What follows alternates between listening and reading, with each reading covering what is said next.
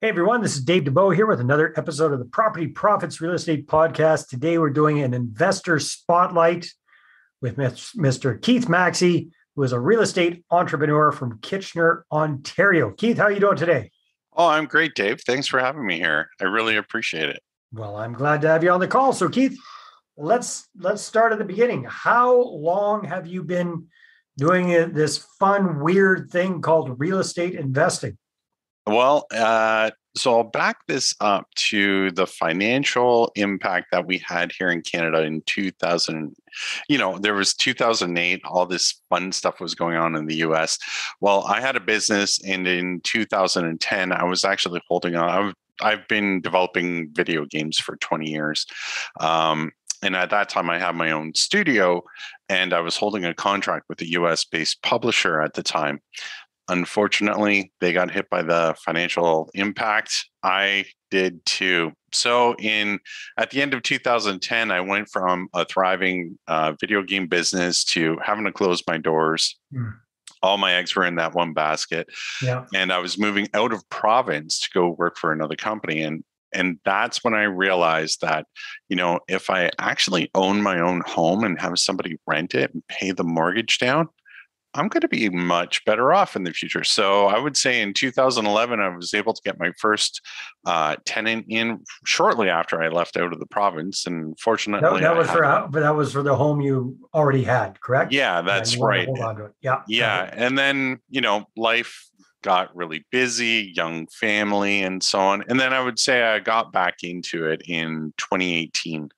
So since then, I've purchased a number of properties. I've been running some short-term rental units and just having fun. Well, that sounds great. So I imagine you saw a nice little uptick in the fact that you held on to that property instead of selling it off when you had to move out in the first place.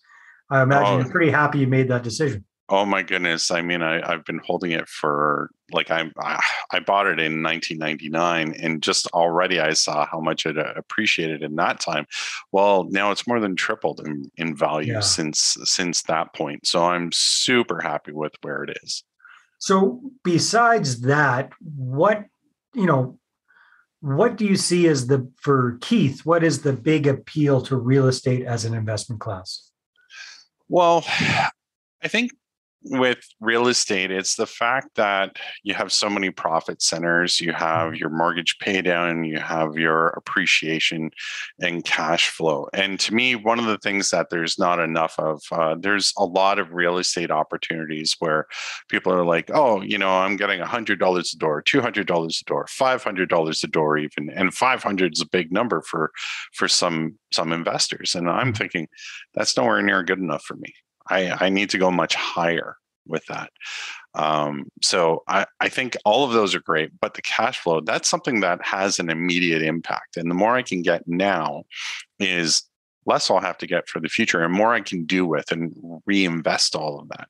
So that's why I've been investing in a different real estate strategy than most other people are. Yeah, because these days, especially with the price of properties, you're in Ontario, I'm in BC. I mean, it's local crazy all across the board these days.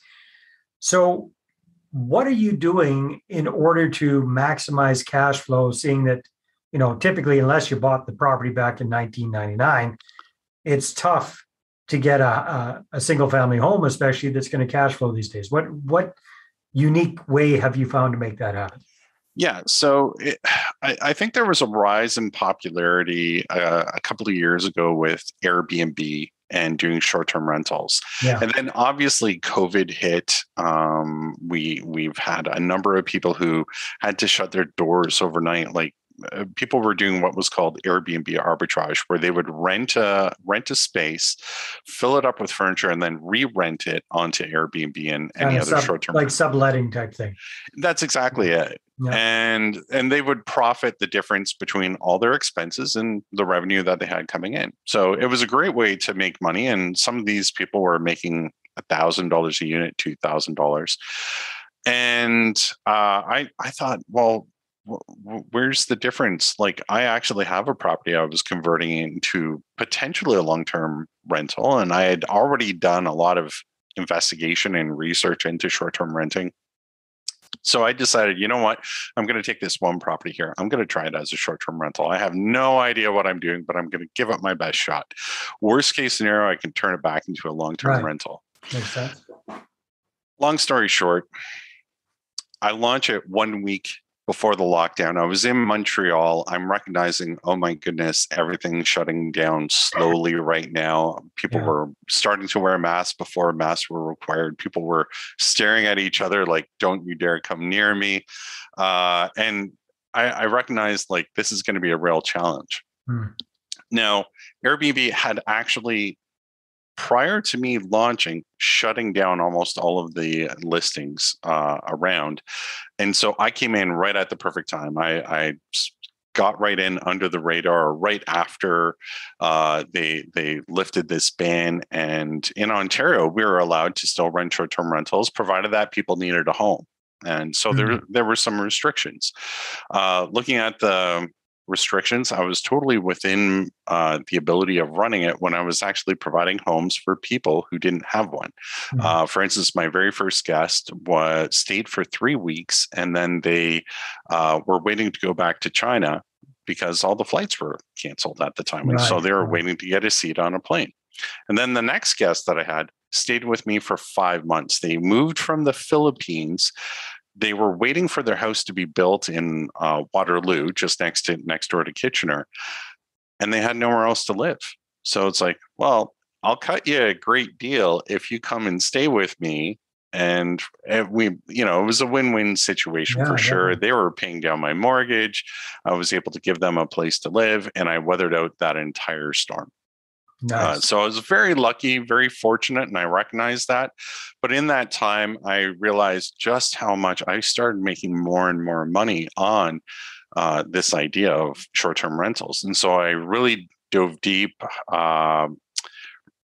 took a lot of education, learned from a lot of different resources. I actually paid for a coach. And now I'm actually grossing on that property. It's a 3-bedroom home, 2-bathroom, and I'm netting after all the expenses about $2,500 a month. Wow, that's outstanding. Because how much would you be netting on that same home as a regular rental? I would probably be charging $2,500, and that would be it. So I'd maybe make $100 if I was lucky, a couple $100. That's the huge difference. All right. So it sounds like it's all upside. What are some of the downsides to short-term rentals in your experience? Well, the most important part is that it's a very active business. Unlike long-term renting, where, once you actually go through the challenge of getting the right tenant in, placing them, getting them up and running, and then, after a few months it stabilizes, all you're doing is collecting that rent check, making sure that the property maintenance is taken care of, and all that good stuff. The problem that I have is I'm constantly placing a new guest. They're always wondering where things are. And even though I have a lot of automated systems, there's still a lot of communication that goes on.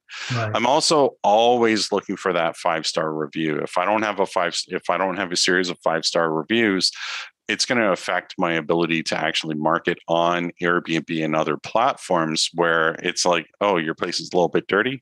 Yeah, we won't put you at the top of the list anymore. So not only a lot more persnickety in this business, that's for sure. Oh yeah, and it's not just being a landlord anymore. It's now hospitality. So I had some hospitality experience. Seems like another lifetime ago.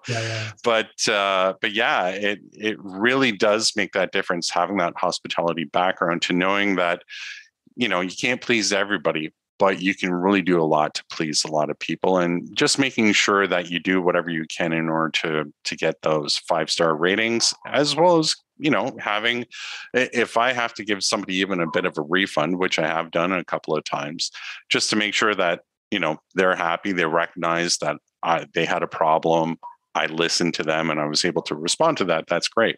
So I'm not trying to make sure I'm getting every single dollar and, kind of work one over on them. People and it's not a churn and burn kind of business. No, definitely not. And it couldn't be because it self-regulates through the review system. So I really have to maintain that. No, that makes a lot of sense.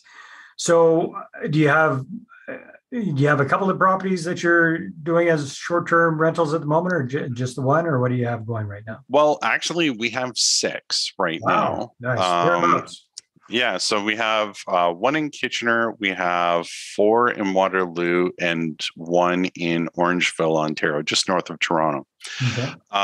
So that 1 in Toronto was really kind of an experiment. It's a really cute, unique space. It's a tiny house, and we run it completely remotely. We don't, very much like real estate, if you have the right systems in place, you don't actually have to be there to manage these properties at all. So we've been managing that one, I think, since about June. So, a few months now, for 4 months or so. Yeah. And it's been going really well. It's been getting more and more popular every single month. So we'll see where the future. Yeah, those tiny homes are a big hit these days. That's for sure. Yeah, and now their city is actually looking into it, and outside of Toronto, they're all talking about tiny home communities. So it's very much hitting a sort of a niche spot at the moment.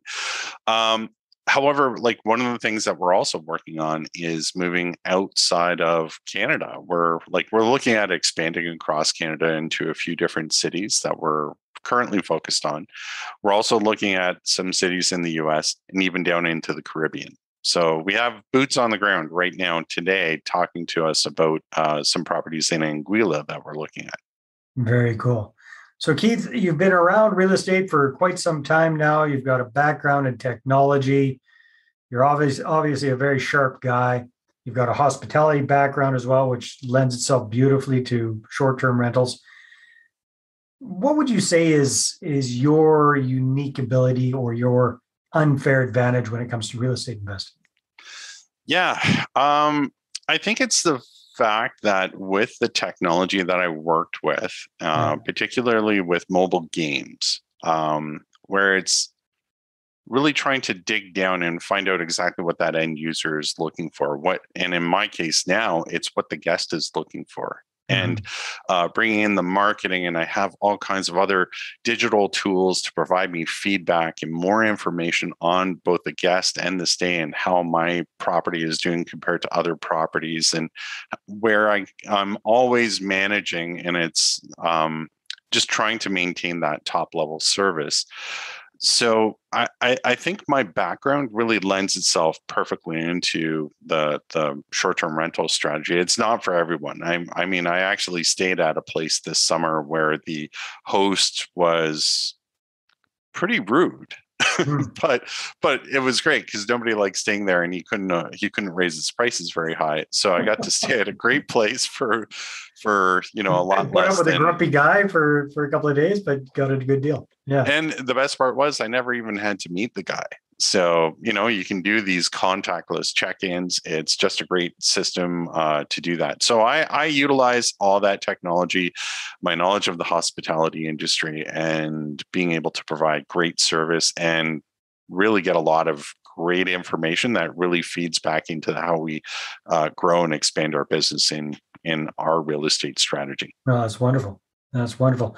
So in general, over all the years that you've been involved in revenue real estate deals, what would you say has been the biggest lesson you've learned so far from real estate? I would say 2 major lessons that I've learned. Number one, taking action.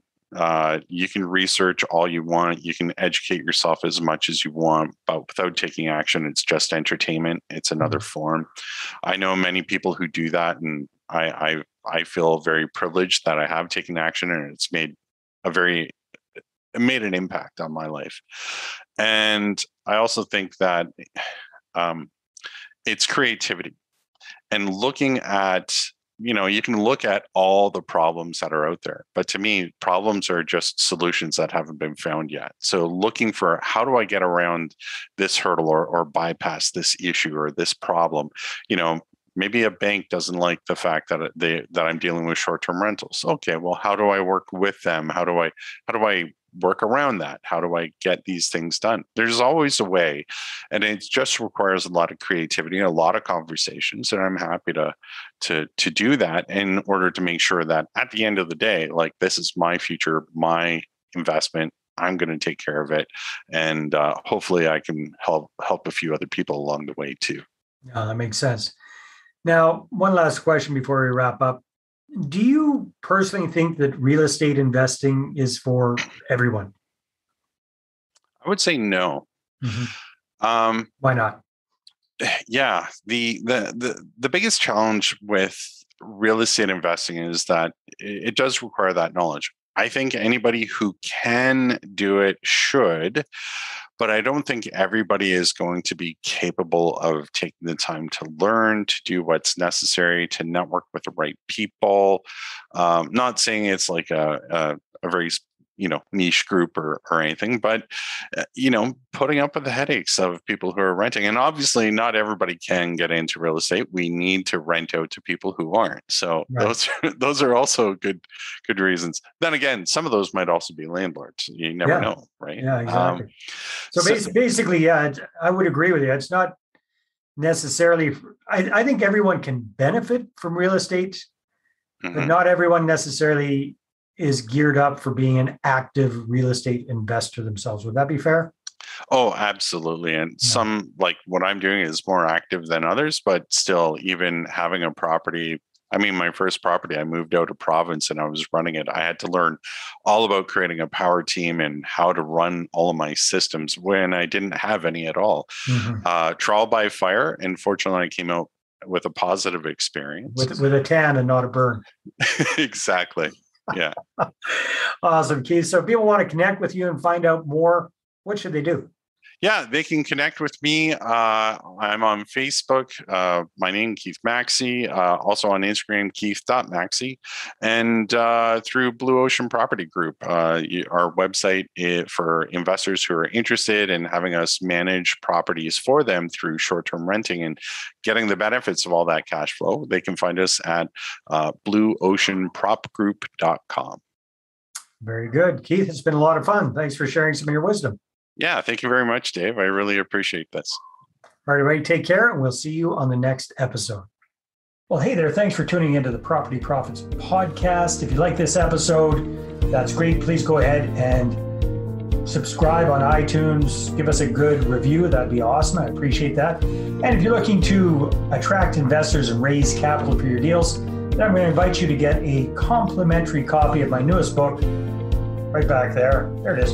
The Money Partner Formula. You can get a PDF version at investorattractionbook.com. Again, investorattractionbook.com. Take care.